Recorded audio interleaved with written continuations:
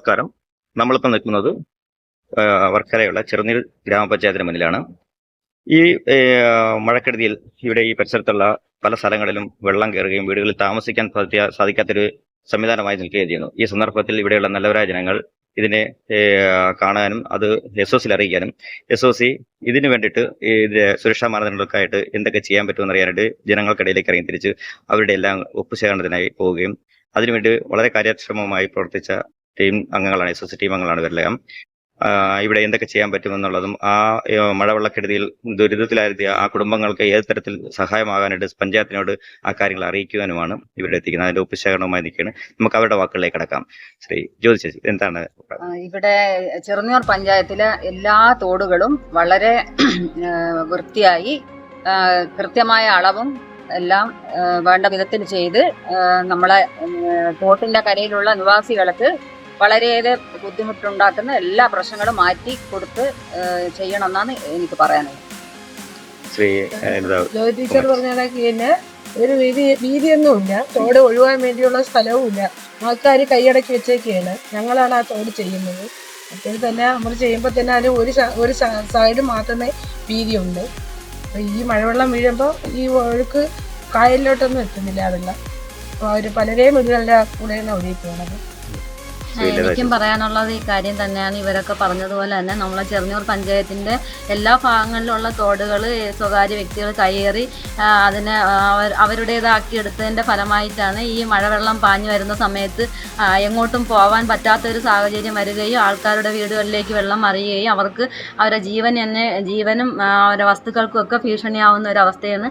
അപ്പോൾ അതുകൊണ്ട് നമുക്ക് എത്രയും പെട്ടെന്ന് തന്നെ ഈ തോടിന്റെ സൈഡുകളെല്ലാം ആസ്തിയിലുള്ളതനുസരിച്ച് അളന്ന് തിട്ടപ്പെടുത്തി ആ തോട് നല്ല രീതിയിൽ അതിൻ്റെ സൈഡ് വാള് കെട്ടി അതിനെ നല്ല രീതിയിൽ സംരക്ഷിച്ചാൽ മാത്രമേ ഈ ആൾക്കാരുടെ ജീവന് വേണ്ടിയിട്ട് നമുക്ക് എന്തെങ്കിലുമൊക്കെ ചെയ്യാൻ പറ്റുള്ളൂ. അപ്പോൾ അതിന് വേണ്ടിയിട്ടാണ് നമ്മളെല്ലാവരും ചേർന്ന് ഇങ്ങനെ ഒരു SOC സംഘടനയുടെ കീഴിൽ ഒപ്പ് ശേഖരിക്കുകയും ആ ഒപ്പെല്ലാം നമ്മളിന്നിപ്പം പഞ്ചായത്തിന് കൈമാറാനായിട്ടാണ് നമ്മളെല്ലാവരും എത്തിച്ചേർന്നിരിക്കുന്നത്.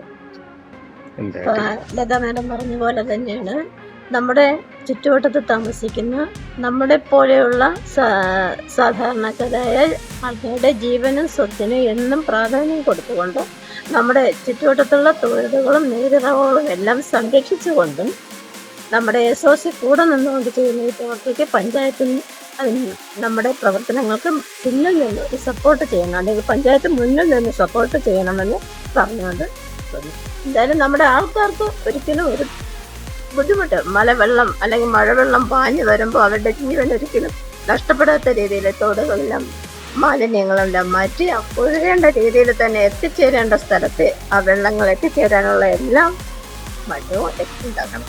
Thank you everyone. ഈ കാര്യങ്ങളെല്ലാം തന്നെ നമുക്ക് എല്ലാത്തിൻ്റെ വിപരീതമായ കാര്യങ്ങളാണ്. അത് എന്തായാലും പഞ്ചായത്തിൻ്റെ ഭാഗത്തു നിന്ന് ഇതിന് വേണ്ടുന്ന പ്രാരംഭ നടപടികൾ സ്വീകരിക്കുമെന്ന് ഉറപ്പുണ്ട്. നമ്മൾ ഈ ഒപ്പുകൾ ശേഖരിച്ച ഒപ്പുകളെല്ലാം തന്നെ അവരെ ഏൽപ്പിക്കാൻ പോവുകയാണ്. എല്ലാവർക്കും നന്ദി. Team SOC you are not alone എന്ന വാക്ക് ആപ്തമാക്കുക എന്നുള്ളതാണ് എല്ലാ പ്രവർത്തനങ്ങളുടെ നമ്മൾ ലക്ഷ്യമിടുന്നത്. എല്ലാവർക്കും നന്ദി. നമസ്കാരം. നമ്മളിപ്പോൾ ചെറുനീർ പഞ്ചായത്ത് പ്രസിഡന്റ് ഇതിലാണ്. ശ്രീ ശശികല മാഡമാണ്. നിങ്ങൾ ഈ ഒപ്പ് ശേഖരിച്ച ഒപ്പുകളെല്ലാം തന്നെ ഇവിടെ ഇപ്പം മഴക്കെടുതിയിൽ സംബന്ധിച്ച പ്രശ്നങ്ങളെ പരാമർശിച്ചുകൊണ്ട് പൊതുജനത്തിന്റെ ഒപ്പുകൾ നമ്മൾ മാഡത്തെ ഏൽപ്പിച്ചിട്ടുണ്ട്. മാഡത്തിന്റെ വാക്കുകളിലേക്ക്. നമസ്കാരം. നമ്മള് ഇപ്പോഴേ നേരത്തെ പഞ്ചായത്തിന്റെ ആസ്തി രജിസ്റ്ററിലുള്ള വീതി അനുസരിച്ച് വീതി നീളത്തിൽ നമ്മൾ തോടുകൾ കോരാനുള്ള ശ്രമങ്ങൾ ഒരു ഏകദേശം 1 വർഷക്കാലമായിട്ട് നടത്തിക്കൊണ്ടിരിക്കുകയാണ്. ഇതിന്റെ അടിസ്ഥാനത്തിൽ 3-ാം വാർഡ് 6-ാം വാർഡ് ചേർന്നുള്ള ഭാഗങ്ങളൊക്കെ തന്നെയും പഞ്ചായത്തിന്റെ ആസ്തിയിലുള്ള സ്കെച്ച് അനുസരിച്ചാണ് ഇപ്പൊ എടുത്തുകൊണ്ടിരിക്കുന്നത്.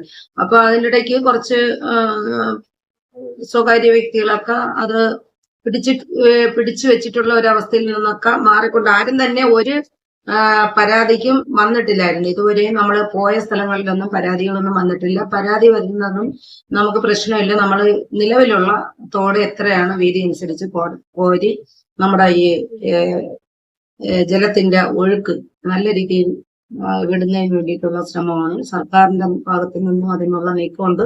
അതുപോലെ തന്നെയാണ് നമ്മൾ പഞ്ചായത്തും അതിന് മാക്സിമം നിലനിർത്താനാണ് ശ്രമിക്കുന്നത്.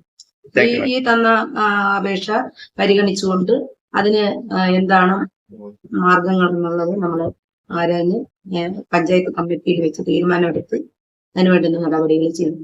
Thank you madam. Thank you.